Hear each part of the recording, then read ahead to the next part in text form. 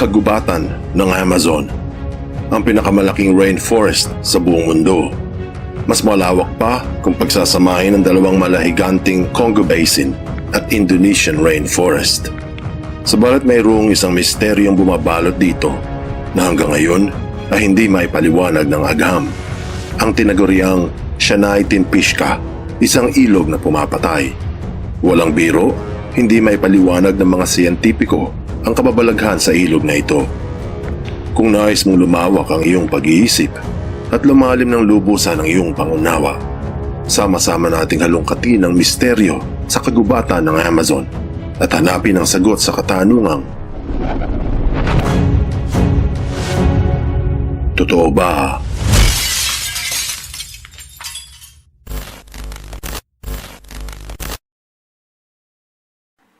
Anong misteryo ang bumabalot sa Amazon?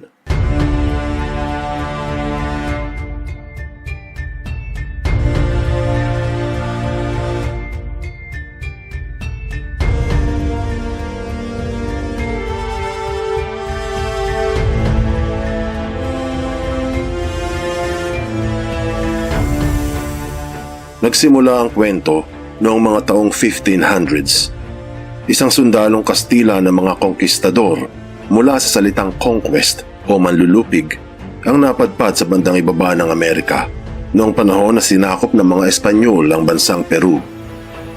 Si Francisco Orellana ang kauna-unahang na naglakbay sa kabuuan ng Amazon River at siya din ang pinaniniwalaang nagbigay ng pangalan nito. Ayon sa mga kwento, ang paghahanap ng mga konkistador sa Amazon ay isang aksidente lamang. Ang tunay na pakay ng mga mananakop ay ang minimithing El Dorado. Ayon sa alamat, ito ay di umano isang syudad o isang lugar na puno ng mga ginto na nasa South America. Sa paghahanap ng mga konkistador sa ginto ng El Dorado, napadpad ang mga ito sa kailaliman ng makapal na kagubatan ng Amazon. Puno ng mga mababangis at makakamandag na hayop, hindi ganun kadali ang lakbayin ng mga Kastila sapagkat ang gubat ay noon lamang tinahak ng kahit sinong dayuhan at ito ay ilang beses na kasing lawak ng buong Pilipinas. Bukod sa mga hayop na kailangang iwasan, ang mapanganib na daan ay puno rin ng mga halamang nakalalason. Walang gamot na panglunas o malapit na ospital. Ang kamandag mula sa maliit na hayop o lason mula sa natatapakang damo ay sapat na upang patayin ang kahit sa pinakamatapang na konkistador ng Espanya. Paglipas ng ilang araw at ilang linggo, hindi ginto ang natagpuan ng mga dayuhan, ngunit mga kalaban, mga mandirigma ni Atahualpa, isang mabangis na emperador ng mga sinaunang Inca. Kilala ang mga ito bilang cannibals. Kinakain daw ng mga katutubo ang laman loob ng mga nabihag na kaaway. Ganun pa man, nanalo ang mga konkistador at nasupil ang mga tauhan ni Atahualpa. Napag-alaman na ang El Dorado ay malapit na sa mismong gitna ng gubat. Tila nalalapit na sa tagumpay ang mga Kastila. Tone-toneladang ginto ang naghihintay sa gitna ng kagubatan. Marahil itinuro sa kanila ng mga Inca ang isang misteryosong ilog na nakapaligid sa hindi mabilang na mga ginto ng El Dorado.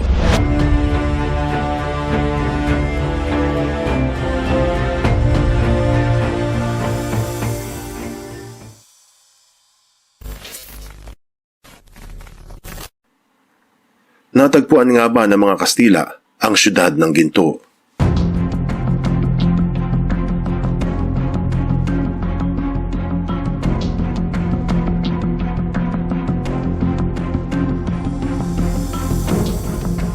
Lingid sa kaalaman ng mga konkistador na ang impormasyon mula sa mga Inca ay isang patibong. Bilang paghihiganti sa pag-atake ng mga nito sa imperyo ni Atahualpa. Ang ilog na binanggit ay malayong sagrado o banal, ngunit nakamamatay. Paglipas ng ilang buwan, ang buong militar ng mga konkistador ay nakabalita ng pagbabalik ng mga naglakbay sa gubat ng Amazon na pinamunuan ni Orellana. Subalit mismong si Francisco ay hindi nakaligtas. Ilang sundalo lamang ang nakabalik sa kampo at walang ginto o anumang mahalagang gamit ang dala ng mga nito. Hindi rin magandang balita hinggil sa El Dorado ang bitbit, ngunit isang babala. Ayon sa alamat, ang itinurong lugar ay pinamamahaya ng isang makapangyarihang serpienteng espiritu na nagngangalang Yakumama, ang ina ng katubigan. Anong nakagigimbal na pangyayari ang naganap sa kagubatan na kahit ang pinakamagaling na konkistador ay hindi umubra? Ayon sa mga sundalo, natagpuan ng mga nito ang isang ilog na pumapatay ng tao. Mula noon, hindi na muling nagbalik ang mga ito sa gitna ng kagubatan. Bagamat natapos ang kwento ng mga konkistador hinggil sa nakagigimbal na karanasan, paglipas ng ilang daang taon, ang nakatatakot na alamat ay nanatili sa isipan ng mga taga-Peru. Hanggang noong mga taong 2011, isang geoscientist ang binigyang pahintulot na hanapin at pag-aralan ang misteryosong ilog. Mula pa ng pagkabata, narinig na ni Andres Ruzo sa kanyang lolo ang alamat ng misteryosong ilog. Kaya hanggang sa kanyang paglaki, hindi na ito naialis sa isipan. Sa tulong ng National Geographic, nagkaroon ng pagkakataon si Andres na hanapin at alamin ang katotohanan sa naturang River of Death. Ayon sa Interesting Engineering, isang bioengineer nakatagpo sa kumukulong ilog ng Amazon. Nang ito ay natagpuan, sinukat ni Andres ang init ng tubig na mayroong 86 degrees Celsius sa ibabaw. Ang tubig ay kumukulo kapag umabot ito ng 100 degrees Celsius. Sa madaling salita, hindi ito maaaring languyan o paliguan dahil magpapaltos ang balat sino mang susulong dito at ikamamatay kung hindi makuhang umahon. Hindi ito katulad ng boiling water ng Yellowstone o ng hot spring sa New Zealand na pwede pa ring paliguan ng tao. Ang boiling river ng Amazon ay tunay na kumukulo. Marahil dito lumangoy mga konkwistador ng Espanya na nagakalang sa kabilang ibayo ng ilog matatagpuan ang siyudad ng El Dorado. Ayon sa mga sayentipiko, hindi ang pagkulo ng ilog ang misteryo nito. Ngunit, bakit ito kumukulo? Kadalasan, ang mga hot springs ay malapit sa mga bulkan. Pero wala naman daw malapit na bulkan sa gitna ng kagubatan.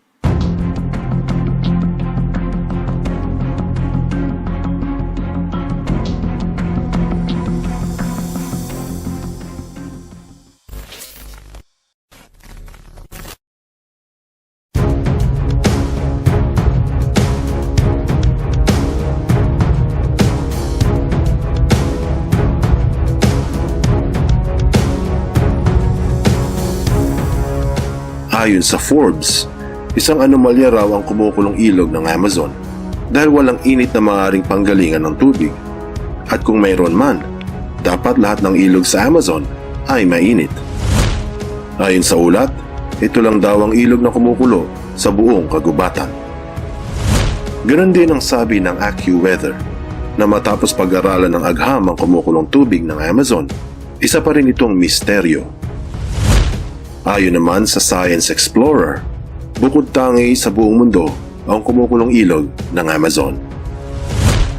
Mapagtatanto na kahit ang agham ay walang maibigay na kasagutan hinggil sa misteryo ng Sianay Timpishka. Subalit ang mga katutubo doon ay naniniwala pa rin na dahil sa galit ng serpienteng espiritu na si Yakumama, ang ilog ay patuloy na nag-aalburoto. Marahil sa hinaharap, mabibigyan ng liwanag kung mayroon mang kababalaghan o misteryo na bumabalot sa kumukulong ilog. Anong aral ang mapupulot dito? Ang pagnanasa ng mga konkistador sa kayamanan ng El Dorado ay nagdulot ng masilimuot na karanasan at pagkasawi ng maraming buhay. Marahil kung ang mga ito ay nagdalawang isip sa kung ano ang mas mahalaga, ang yaman o ang buhay. Maganda sana ang kinahinatnan ng mga nito. Isang kasabihan ang masasabi sa mga gahaman na naghangad ng kagitna pero isang salok ang nawala. Buksan mo ang iyong isip sa iyong mga narinig at hayaang lumalim pa ang iyong pangunawa sa mga patunay at salaysay hinggil sa misteryo ng Amazon. Tandaan, responsibilidad ng bawat isa ang sarili nitong paniniwala. Ano sa palagay mo? Ikaw ang umusga. Mayroong mga naniniwala at mayroon din namang naghihinala. Ang tanong, totoo ba